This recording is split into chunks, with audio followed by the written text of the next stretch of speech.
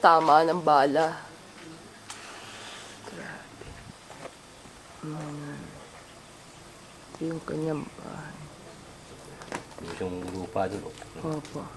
Bali, mga ilang putok po ng baril na narinig ninyo? Nasa 6 po. Huh? 6. Linis pa ibaba. Tinatakot kayo? Ay, ako yung nakabulid na, nakahiga na po. Oho, nakahiga Ako kayo? yung nakagaw na yun. Oho. Ako po Ah, nga, sige po. napadaw po Eh ako, di, no? opo. Napadaw po ako. Eh, ako po hindi nataob. Oh, okay. Gusto ko po makita sila. Oh, okay. Ay, ngayon po, sabi sa akin, labasan yung kwarta. Alabas ko na po yung kwarta. Ngayon po, wala naman kami alabas sa kwarta. Eh, ako po yung sinaksak dito ng kuna. Ah, yung Armalite na. Tapos po ako, hindi maalabas. Pinaputok po nga yung baril din eh. Ah, sa gilid. Sa gilid po, kalak po nga din eh, hindi. Eh, 3 putok po ari. Ari po. Oho, sa tapat po ninyong yan. Nasadyakan pa po ako. Tapos ako binaon. Eh, kung ako'y apatay ninyo, eh, maghalongkat kayo dyan sa bahay. Pag may nakuha kayo, patayin ninyo mismo ako. At ako'y nagkakubulan sa inyo. Eh, hindi po. Wala po nang makuha sa akin eh. Oho. Kinalagad po ako hanggang doon sa labas. Okay. Kinuha po ako nila. At ako'y pinagbubugbog pa doon sa harapan. Ah, mga ilan po bumugbog sa inyo? Isa po naman yung nagbugbog sa akin. Ah. Isang tao lang po. Oh, okay. Eh, ano pong ginagawa ng mga kasama? Naka-standby? Nakakuha po yung inatadyakan po yung ibang kasama ko din eh. Yung Ah, kainuman ko, tinatadyakan din sila? Tinatadyakan rin po. Kaya sila po hindi natadyakan. Tsaka si Mrs. siguro hindi natadyakan naman. Ay, maigin. Yung bata ko po nga inuntog pa dyan sa kwan. Ilang taon po yung bata? Yung gapa nga, 15 na po. Ah, 15. Inuntog nila din eh. Hindi niya po sa balustri. Oh, sa balustre. Habang nakadapa po. Asan po siya ngayon? Asan siya ngayon? Pulo. Lalaki po, babae? Laki po. Ah. Yung anak kong Okay. babae, panakat na yun. Kapusuhan po. Oh, sige po, maupo po kita. Diningi ko kayo. Ginoong Esplana, Roberto Esplana, ano po yung nagganap bali kagabi? O Mayo... 7 po. May 7. Ano po eksaktong naganap na pangyayari dito sa inyong barangay, dito mismo sa loob ng inyong tahanan? Nangyari po siguro yung mga alas 8. Alas 8 pataas Ng gabi na po. ng gabi. Na ano po yung may dumating, mga ilang lalaki po yung dumating? Ang nakita ko po ay 3. Tatlo lamang po yung pumasok. 3 lang po ang pumasok dito sa bahay namin. At meron 2 sa labas. Oh, okay. Nakilala po ba ninyo yung mga kalalakihang yun? Wala po akong kilala doon. Kahit isa. Nasabi niyo po sa pulisya mga nakabonet yung mga Nakabulit po lalaki? sila. Ano po mga dala nilang armas? Ay yung mahaba po mga Armalite. At saka may 45 po muna kuha po ng basiyo dito sa loob. Oh, okay. Nung bali nabanggit niyo po kanina kayo po yung nag-iinuman. Nag-iinom. Ano po ninyo, sino-sino pa po ba yung mga ilang kasama ninyo o kumbaga yung mga Kasama. nasangkot pa dyan, mga nasaktan? Yung mga nasaktan po ay si Efren Pardilla, si Kapitan po, tapos si Efren Erin, Efren Bautista, Eliber Tisina. Pardilla. Efren Pardilla.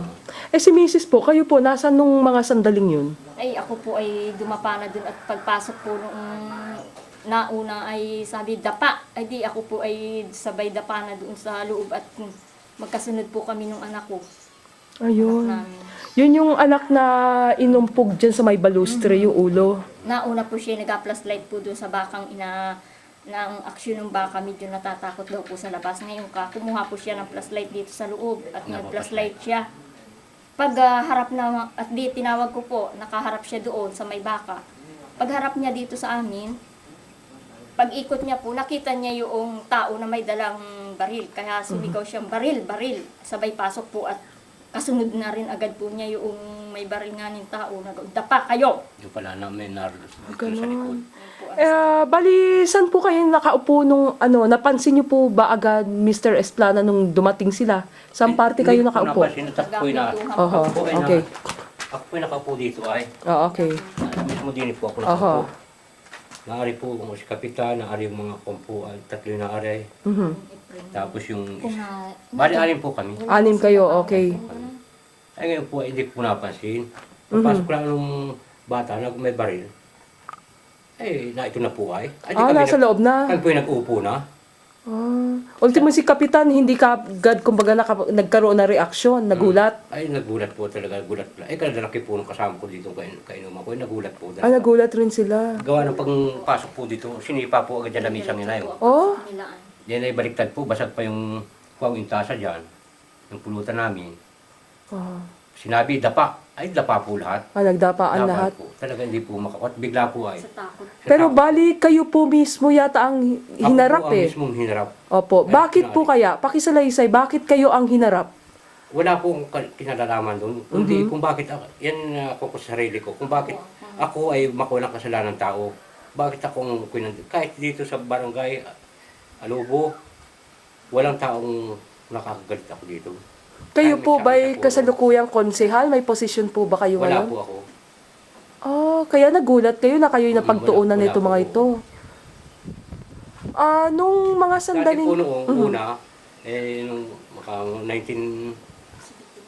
1970 February, kung ano, nung unang magkuha ng cup ko po, ako yung nag-train po ng cup ko. No? Oh, okay. Eh, ngayon po, ako hindi nagkuhan, hindi ko po pinagpatuloy, ayaw ko po ang kanyang anim ko na eh. Mhm.